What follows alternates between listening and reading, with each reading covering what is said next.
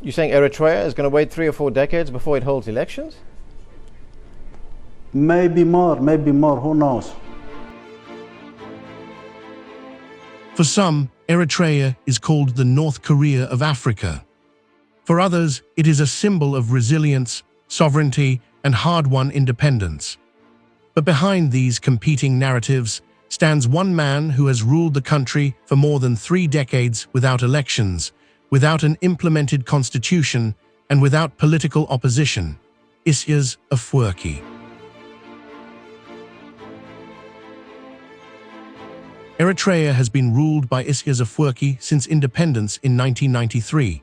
His leadership shaped a highly centralized political system after the liberation struggle and the post-independence transition. The constitution ratified in 1997 was never implemented, and national elections have not been held. Power remains concentrated in the presidency, the military, and the security apparatus.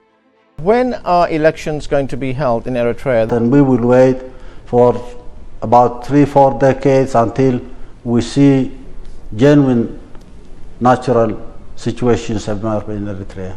You're saying Eritrea is going to wait 3 or 4 decades before it holds elections? Maybe more, who knows? As Isaias is now 80 years old, the question of succession has become unavoidable. In centralized systems like Eritrea's, leadership transitions are not guided by transparent electoral mechanisms. They are managed within elite networks that include the security establishment and senior military figures. Stability and continuity are the primary concerns of these actors. Within this context, increasing attention has focused on Abraham Isaias, the president's eldest son. Abraham is not a public revolutionary figure like his father, nor does he possess liberation war credentials. Instead, he represents a technocratic profile. Reports indicate involvement in strategic economic sectors, particularly mining, which remains one of Eritrea's main sources of foreign revenue. In centralized political systems, economic influence often translates into political leverage, because control of revenue streams strengthens proximity to state decision-making. Abraham's association with digital infrastructure and technological projects further highlights his emerging role. Modern governance increasingly relies on information systems and administrative technology. His involvement in these areas suggests preparation for administrative and strategic responsibilities rather than traditional political mobilization. Diplomatic appearances and participation in foreign engagements have also increased, signaling introduction to both domestic elites and international partners.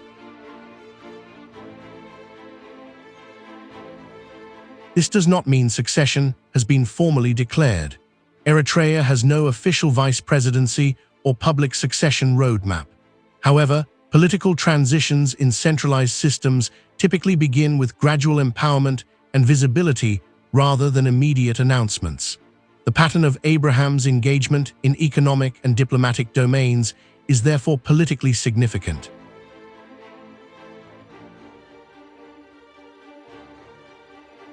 Elite alignment remains decisive.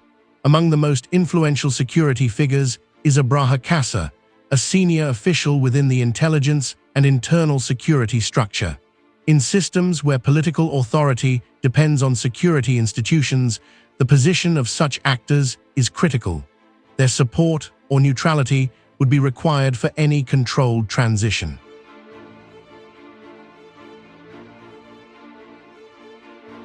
The former Liberation-era generals also play a central role. Senior commanders such as Philippos Wolde-Ohans carry institutional legitimacy derived from the independence struggle and decades of military organization. Their authority is rooted in history and organizational cohesion. For these generals, succession is less about family ties and more about preserving stability and institutional continuity.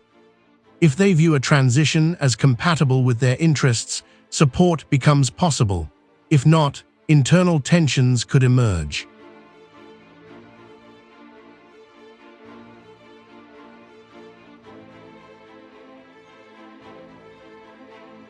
The family dimension remains part of the broader analysis. Isias Afwerki's wife, Saba Hale, participated in the independence movement but maintains a low public profile. Unlike political dynasties in other contexts, Eritrea's presidential family has not historically operated as an overt governing bloc. The other children, Elsa and Berhane, have not been integrated into political or security structures, leaving Abraham as the primary figure associated with potential succession.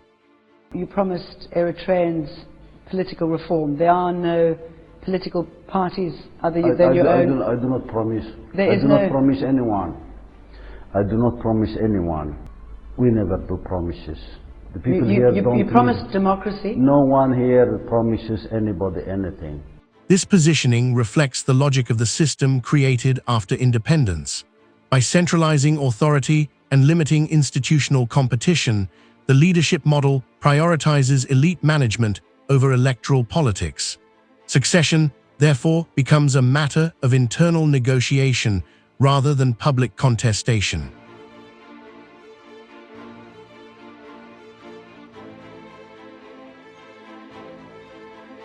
At 80 years old, the presidency cannot remain indefinite.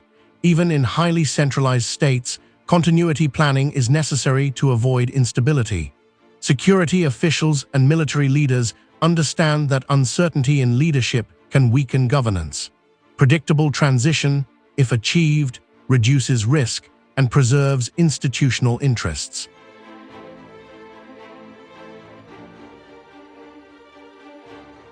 The evidence does not indicate an official succession announcement. However, the increasing visibility of Abraham Isias in strategic sectors and diplomatic settings suggests political preparation. Whether this evolves into formal leadership depends on elite cohesion, military alignment, and the broader calculations of the ruling establishment.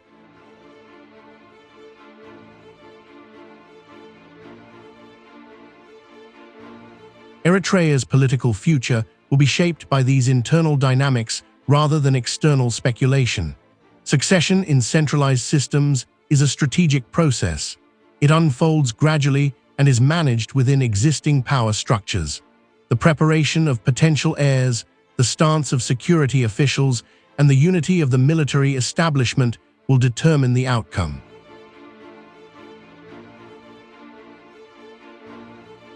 In that context, the discussion of Abraham Isias is not simply about family. It is about governance, continuity, and the structural requirements of political transition in a system built around centralized authority.